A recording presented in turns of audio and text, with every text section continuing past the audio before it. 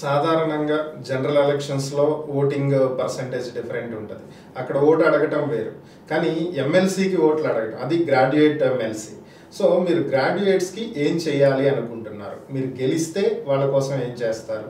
ఒకవేళ ఓడిపోతే వాళ్ళ కోసం ఏం చేస్తారు? వాళ్ళ తరపున పోరాడటం కాకుండా వాళ్ళకి ఏం చేయాలనుకుంటున్నారు ఏంటి? గెలిస్తే శాసన మండలిలో ప్రతిరోజు ప్రజల సమస్యల కోసం పోరాటం సార్. ఓడిపోతే బయట ప్రజల మధ్య నుండి పోరాటం సార్. గెలిస్తే శాసన మండలిలో పోరాటం ప్రజల తరపున, లేకపోతే గ్రాడ్యుయేట్స్ తరపున, నిరుద్యోగుల తరపున, ఉద్యోగస్తుల తరపున. ఓడిపోతే బయట వారి మధ్య నుండి పోరాటం.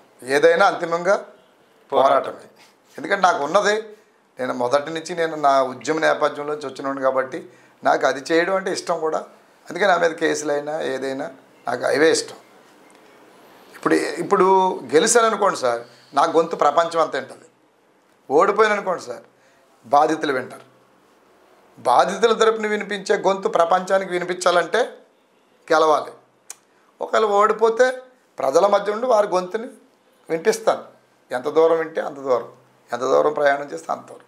కాబట్టి గెలుపైనా ఓటమైనా ప్రజల మధ్యనే. మీరు గతంలో 2019లో పోటీ చేసింది అమలాపురం ఎస్సీ రిజర్వ్.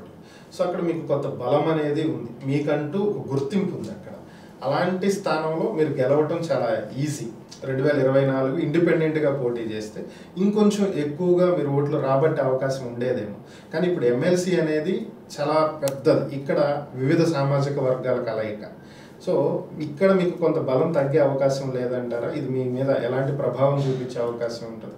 ఉండొచ్చు అండి, నిజానికి ఉండొచ్చు. కాకపోతే అండి, ఇప్పుడు నేను అమలాపురం కాన్సన్ట్రేషన్గా ఇన్ఛార్జిగా పనిచేసినప్పటికీ నేను త్రూఅవుట్ ఈస్ట్ గోదావరి అంతా పనిచేశాను. జనసేనలో పనిచేశాను, ఇంతకుముందు వైసీపీలో పనిచేశాను. అతను ప్రజా సమస్యల మీద 2 జిల్లాల్లో కూడా పనిచేశాను. సో పూర్తి స్థాయిలో నా గురించి తెలుసు అందరికి కూడా. ఎట్టి బస్సులో కూడా అమలాపురంలో ఎంత ఆదరిస్తారో, ఎంటైర్ ఉమ్మడి తూర్పుగోదావరి జిల్లా అంతా ఆదరిస్తారు. కొంత పశ్చిమ గోదావరి జిల్లాలో కూడా నా గురించి తెలుసుకున్న ప్రతి ఒక్కరు కూడా నన్ను ఆదరిస్తారు. సో నేను అమలాపురంకే పరిమితం అయిపోవాలని అనుకోవట్లేదండి.